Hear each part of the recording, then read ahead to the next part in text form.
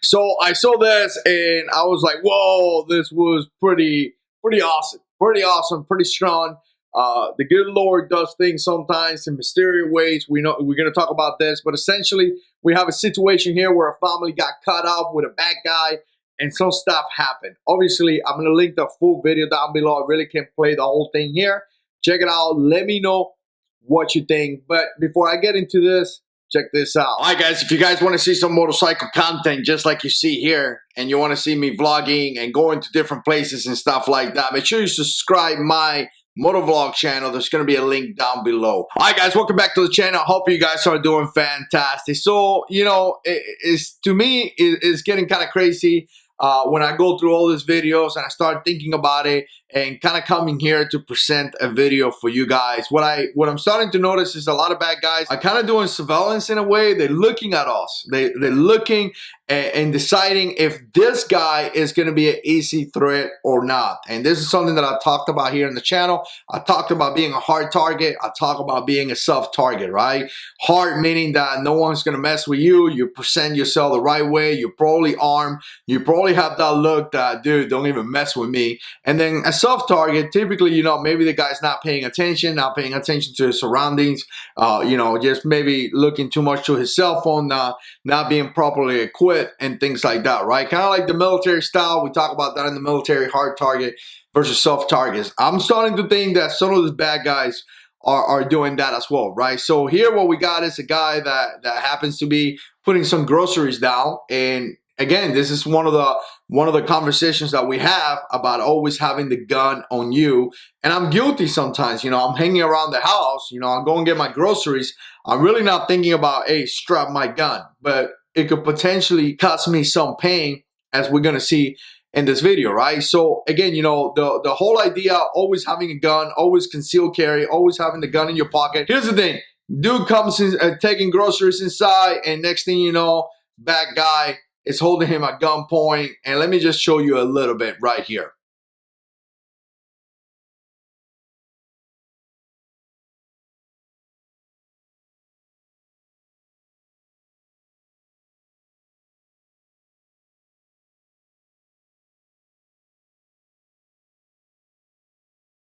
So again, really bad situation, but two things that I want to mention out of this one, and I like this one. I wanted to share with you because of what happened. First of all, you know, I see the little kid with a little shovel, and he's hitting the guy, and he's kind of pushing the guy out of the way. If the first thing that I would do, if there's a lot of people in the house and if it's all possible, I will grab my kids and hold them or shelter them or put them in a place. At one point, some of the kids were hiding because it was like 8 people in the house or something like that. But again, you know, I got to tell you, and you know, as a dad, and I know my wife as a mom, it's going to take probably really bad for you to shelter me from my children, right? I'm going to try to grab my kids. I'm going to try to put them in some way, at least put that distance between the bad guy and my kids. I'll be in the middle if I have to, right? But the thing that kind of like pressed me, and I want to share with you guys, just to show you how the good Lord works, right? Is one of the ladies walked there and he was like, in the name of Jesus. Gotta love it. She was like, in the name of Jesus. You gotta go, buddy. And to me, it was so powerful to see that, because you know what? A lot of times we talk, but when you see people actually doing it, no weapon, nothing, just a whole, just standing on his word, going there and saying, you gotta go in the name of Jesus. The Lord give us power.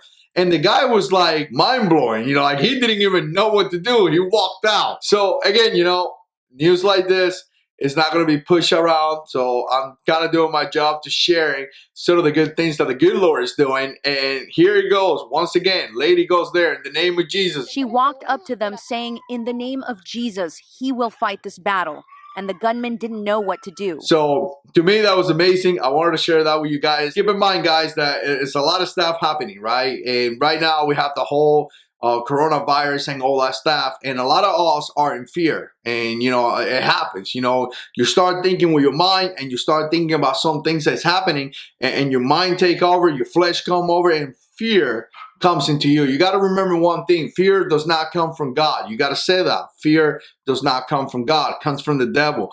Love and power and a sound mind come from God. God is not the God of confusion. He said he will protect you. That's what he says. He says he will be your high tower, meaning that he will be in a tower looking for the enemy. He said he will protect you. So don't get wrapped up around this news. All these news are trying to sell stuff, and they make money out of selling bad news. You know, if everything will be great, it will be reporting good things, they wouldn't.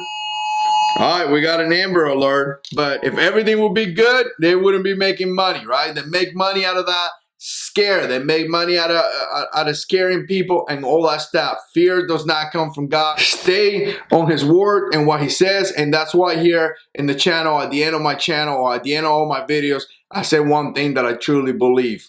God is in control.